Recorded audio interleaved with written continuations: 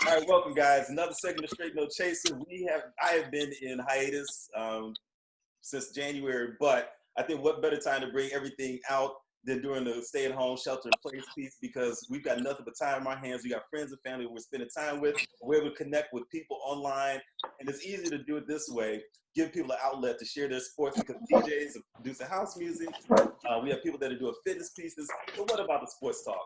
So you know what? We have something out there for us guys, us people, because we're also going to have a female joining us to talk. So you have your drink, your shot, your favorite libation. Pick it up, and we're about to get into a Straight No Chaser. Cheers, gentlemen. Salud. Cheers. Salud. So let me go ahead and tackle the elephant in the room. Salud, guys. So the first thing is, we are now in segments 3 and 4. We just I don't know where I connect. 3 and 4. Go ahead. With The Last Dance. Now, one of the things that's kind of interesting is we have a couple of people here that are not from Chicago. So one in particular that's a Pistons fan.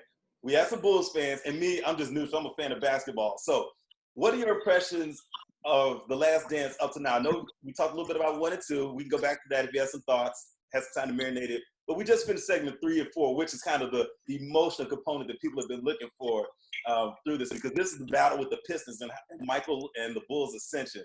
So let me start it off with John Ball, who's probably one of our biggest Bulls fans that we got out there. JB, what are your thoughts on The Last Dance so far?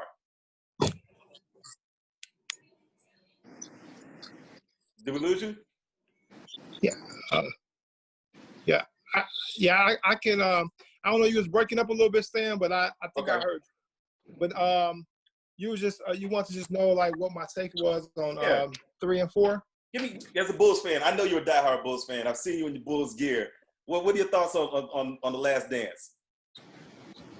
Just in general, man, it's dope, man. I look forward to it every Sunday, man. I put on my Jordans and I make my cocktail, and so that's my thing every week. On my social media, I post a picture of my Jordans and my drink while I'm watching. So I enjoy it. When I think back, when the Bulls was on their run, I was in high school and in college, and I was like, man, all through my high school years and college, the Bulls just ran the table. So, I guess we were just kind of blessed as a city. You know what I mean? So let me throw this out there, John. I know that you're wearing your Jordans. I know you got everything else laid out. The games have already been played, so it's not like you're going to bring them good luck and change the outcome. Just, they've already won. Know, right? It's all good, bro. We know how this turns out. Now, if you want to place a couple bets, I know. find a couple suckers to take some bets on it, go ahead. But I think we kind of know the outcome. Bob, what are your thoughts on The Last Dance? I know you being from Detroit. What are your thoughts from a Pistons standpoint? Well, I mean, just bringing back memories, as a Pistons fan, the 90s wasn't my favorite decade. But, Isaiah, clearly is a dick. But, so's Jordan, so whatever, it's fine. They're both dicks. But they're both great players on the court. That's all that matters. I don't know. Like I said, it's not my favorite decade, I was like, well, as a basketball fan, I love just, Jordan was amazing, clearly, but, not my time. Okay, so just real quick, let me ask you this real quick. You said it's not your era, not your favorite era. What is your favorite era of Detroit basketball? Well, my favorite era would have to be the Bad Boys era. Although my favorite team was that 2014. Gotcha. Okay. That's Chauncey Billups and Tayshaun Prince and the Wallace dudes. Yeah, that was a sick team. That was like how you define team. That's what they were, Yeah, Okay. Seriously. I agree.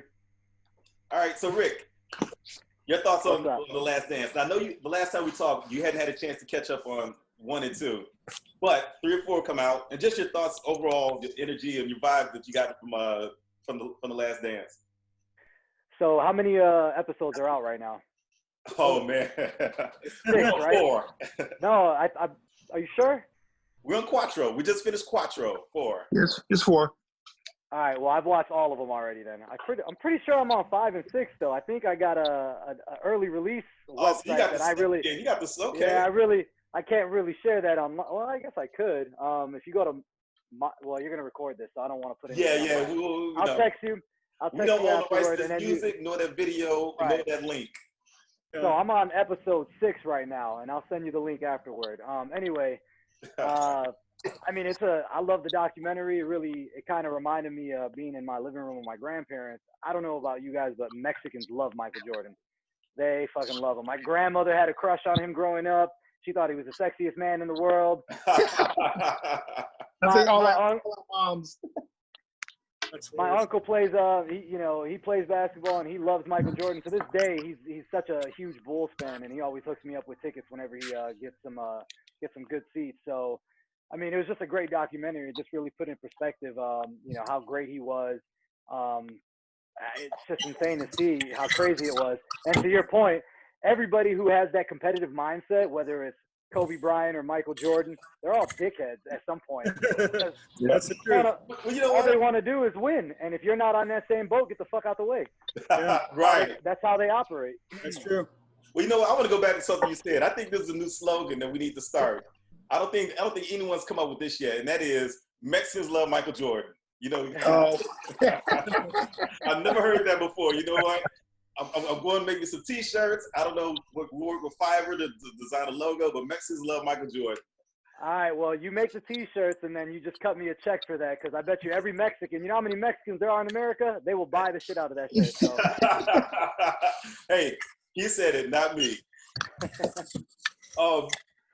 Big Ken, what's going on? Man, it's your world, brother. It's your world, man. So what your thoughts on The Last Dance? I know I've seen some of your thoughts, but share with the rest of the world. Definitely one of the best documentaries I've seen as of late, man. Gives everybody a real behind-the-scenes glimpse of the real Jordan, who I've known for a long time and I've heard for a long time was not the nicest dude on the court or off the court. So some of the things that I saw really didn't surprise me. I give a lot of props to Phil Jackson for just being able to manage all those egos, especially Rodman, man. I mean, cats, can go to their boss and say, hey, I need to go to Vegas for about 48 hours to get my thing off. So I never knew that he did that, man. That's crazy. And then he was able to come back and really be an effective teammate, man. So Rodman, man, underrated. One of the best rebounders in history. Probably was not even 6'6", man. Barely 6'6", 6'6" at that. But the heart of a lion, had issues. But man, when it came time to play, man, the brother played. So great documentary, man.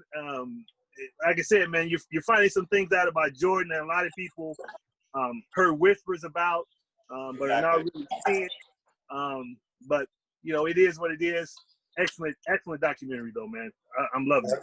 I agree. The thing is, if you've been around Chicago, if you've been around ball, or even if you've been around women, these stories are out there, not just about Jordan, but about the Bulls. I actually have my own Dennis Rodman story, and I shared this when Dennis Rodman's 30 for 30 came out back in the fall.